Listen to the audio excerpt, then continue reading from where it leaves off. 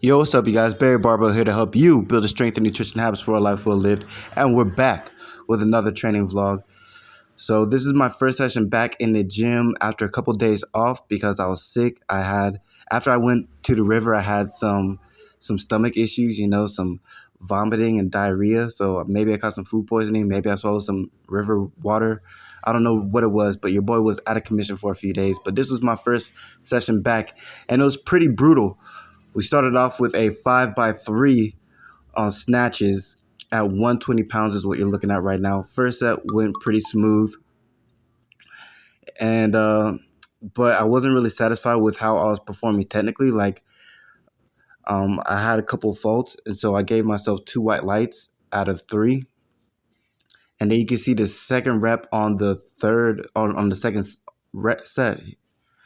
I actually tripped right there, right? So I was trying to bring my right foot out, but for whatever reason, my foot just didn't come out, right? So that I can get into a good receiving position. Like I managed to save the lift because it's light enough for me to really throw this weight way over my head, so I don't have to get down too low to get under it. But I really wanted to focus on that weightlessness feeling of you pulling yourself under the bar, because I was able to get that in a few of these reps. Like that one was a super clean rep. And so I just wanted to make all 3 of my reps like that, just super clean, where I had that weightless feeling and everything was going smooth. That was another super clean rep. And then on this last rep here of the third set, I don't know what happened, something funky happened, but I lost balance and ended up walking it backwards for whatever reason. And so this was just a really frustrating snatch session for me, right? Because this is light enough weight where I feel like I should be able to manhandle it. It shouldn't be too much of a problem. But because of, I guess, fatigue and just my own technical faults, I just wasn't performing the way I felt like I wanted to perform, right? I want 120 to be a weight where I'm able to mindlessly repeat it perfectly.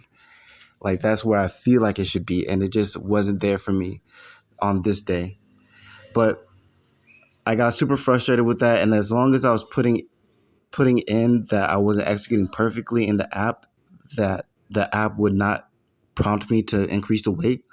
But I really wanted to increase the weight, so I just went ahead and did it anyway. I added another 5 pounds to the bar, and that's what we're looking at right here. 4th set of 125, and then a 5th set of 3 at 125. And this was honestly my best set out of the entire workout or the snatch session, right? So we had a little power snatch right there.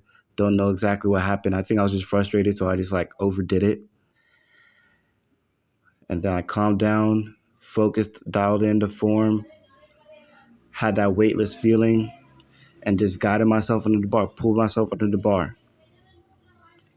And the last one right here, whoosh, bah, another very clean rep. So I was very satisfied with that last set of snatches. So I gave myself 3 whites out of all of those sets.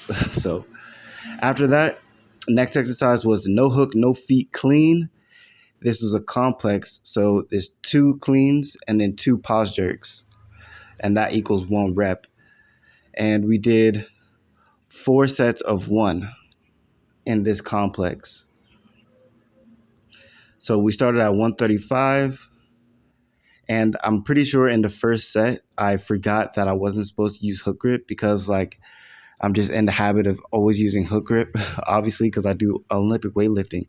But even before Olympic weightlifting, when I was just doing powerlifting, I used to use a hook grip. So I just use hook grip a lot. Before I even started Olympic lifting, I always used hook grip. And so I'm just in the habit of going down to the bar and grabbing hook grip. So I really had to be conscious of that, be aware of that, and prompt myself to go with a no hook, no feet clean. I've done no hook, no feet snatches, but the clean was different because I'm used to putting a lot of power into my cleans. But when you don't use hook grip, you can't you have to be really precise about how you put power into the bar so that you can put it in the right position where you can catch it, right? Because if you put too much power into the bar, you're just gonna the bar's just gonna fly out of your hands, right? So you need to be able to be really precise with the bar and your positioning whenever you use a no feet, no hook, a clean or a snatch. But overall, I was really satisfied with this session. We went ahead and added 5 pounds to the bar for my third set, and that's what we're looking at right now. Very clean reps. I would say that maybe my jerk could use some work, like my receiving position of the jerk. Not quite sure what to do with that yet. I'm thinking like maybe it could have something to do with my arms, because right now I'm not really wedging my arms under the bar into like a super strong pre-jerk position, right? It's just like in my regular front rack position. So maybe if I get more intentional with bringing my arm completely underneath the bar so that I'll be in a powerful position for the jerk, that might help me push myself under the bar a little bit more. Who knows? But that was a really clean. It looks super floaty, super effortless. And I guess that's what you're going for whenever you do a no feet, no hook clean. You just want to be super precise with how you are moving and applying pressure to the bar.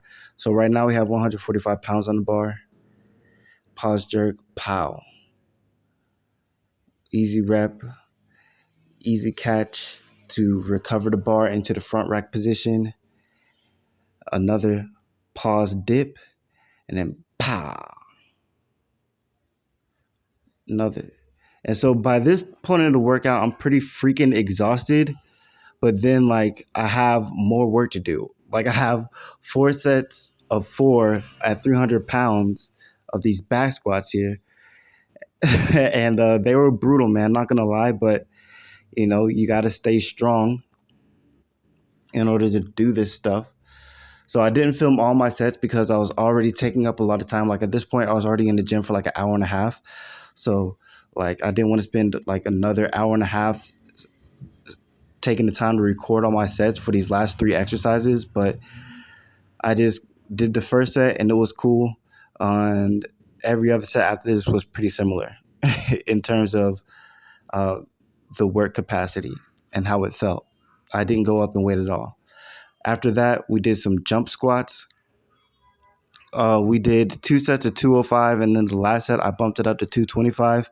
So this is my first set at 205. And yeah, just the fact that I'm jumping with hundreds of pounds on my back still feels kind of wild to me. Like I would have never programmed this exercise for myself, but it definitely gives you a fantastic glute pump. So if you have the athletic ability and the confidence in yourself, go for it. It's a great little glute workout. And then we have some reverse hyper extensions. So my gym doesn't have like a proper reverse hyper machine where it has like the pendulum you can strap yourself into and swing up. So I just went to like a regular hyper extension machine and then put myself in reverse and then put a band around my legs, just for a little bit of resistance. But that was just a casual set of 12, real easy. Nothing to write home about.